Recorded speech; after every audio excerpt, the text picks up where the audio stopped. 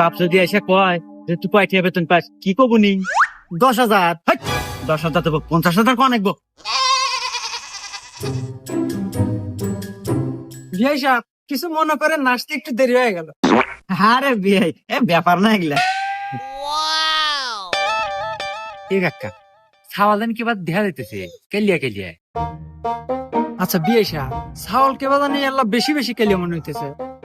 আরে বিয়ে সাহেব এটা কথা কইলেন, হ্যাঁ ছেলে মানুষের কি সাদা কালো হয়? তারপরে যদি আবার এই ছেলের থাকে হইলে সরকারি চাকরি, তাহলে আর নাগে কি?